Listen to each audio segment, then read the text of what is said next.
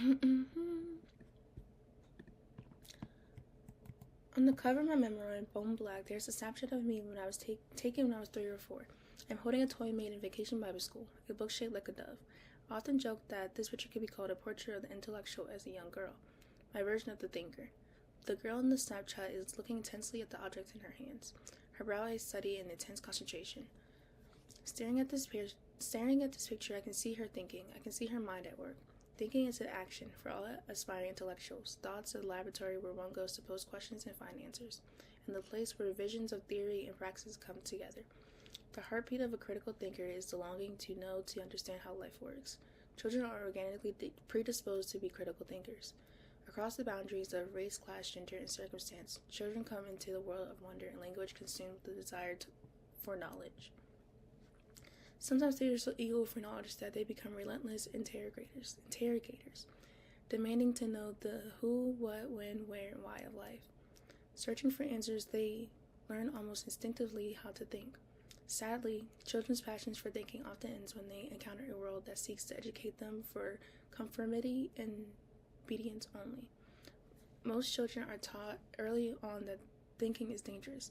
Sadly, these children stop enjoying the process of thinking and start fearing the thinking mind.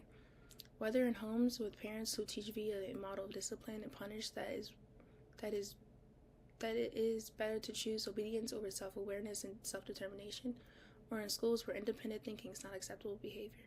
Most children in our nation learn to suppress the memory of thinking as a passionate, pleasurable activity. By the time most students enter college classrooms, they have come to dread thinking. Those students who do not dread thinking often come to class assuming that thinking will not be necessary, that all they have to do is consume information and regurgitate it at the appropriate moments. In traditional higher education systems, students find themselves yet again in a world where independent thinking is not encouraged. Fortunately, there are some classrooms in which individual professors aim to educate as a practice of freedom.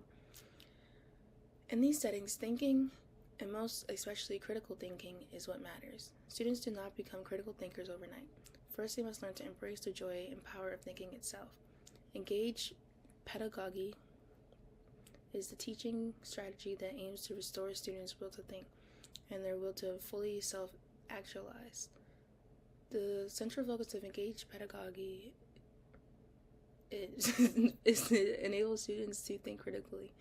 In his essay, Critical Thinking, Why Is It So Hard to Teach?, Daniel Wilhelm says critical thinking consists of seeing both sides of an issue, being open to new evidence that confirms young ideas, reasoning dispassionately, demanding that claims be backed by evidence, deducing and inferring conclusions from available facts, solving problems, and so forth.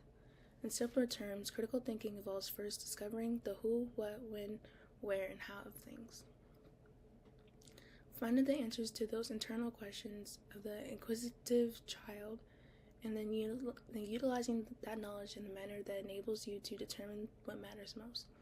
Educator Dennis Rader, author of Teaching Redefined, considers the capacity to determine what is significant central to the process of critical thinking.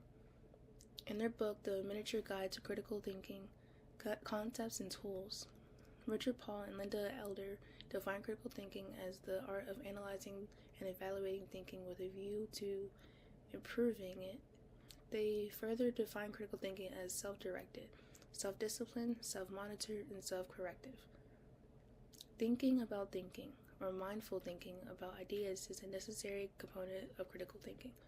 Paul and Elder remind us critical thinkers are clear as to the purpose at hand and the question at issue. They question information, conclusions, and point of views. They strive to be clear, accurate, precise, and relevant. They seek to think beneath the surface, to be logical and fair. They apply these skills to their reading and writing as well as their speaking and listening. Critical thinking is an interactive process, one that demands participation on the part of teacher and students alike. All of these definitions encompass the understanding that critical thinking requires discernment. It is a way of approaching ideas that aims to understand core underlying truths, not simply the superficial truth that may be most obviously visible. One of the reasons deconstruction became such a rage in academic circles is that it urged people to think long, hard, and critically, to unpack, to move beneath the surface, to work for knowledge.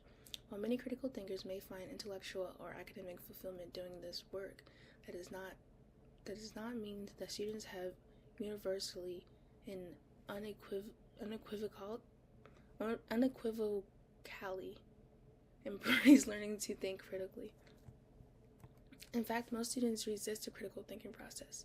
They are more comfortable with learning that allows them to remain passive. Critical thinking requires all participants in the classroom process to be engaged. Professors who work diligently to teach critical thinking often become discouraged when students resist. Yet when the student does not learn the skill of critical thinking, it is truly a rewarding experience for both parties. When a student does learn the skill of critical thinking, it is truly a rewarding experience for both parties. When I teach students to be critical thinkers, I hope to share my example, the pleasure of working with ideas, of thinking as an action. Keeping an open mind is an essential requirement of critical thinking. I often talk about radical openness because it becomes clear to me after years in academic setting that it was far too easy to become attached to and protective of one's viewpoint and to rule out others' perspectives. So much academic training encourages teachers to assume that they must be right at all times.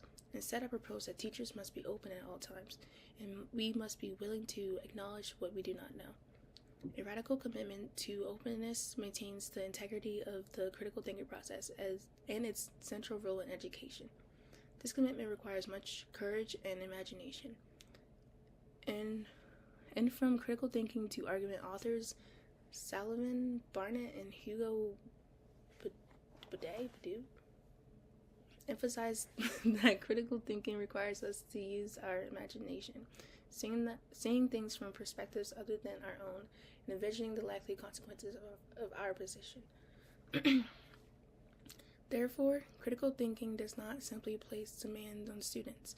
It also requires teachers to show by example that learning in action means that not all of us can be right at all the time, and that shaping knowledge is constantly changing.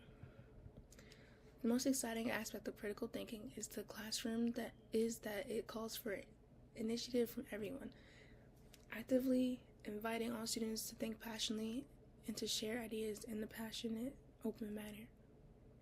When students in the classroom, everyone in the classroom, teacher and students recognize that they're responsible for creating a learning community together. Learning is at its most meaningful and useful. In such a community of learning, there is no failure. Everyone is participating and sharing whatever resources needed at that given moment, in time to ensure that we leave the classroom knowing that critical thinking powers us.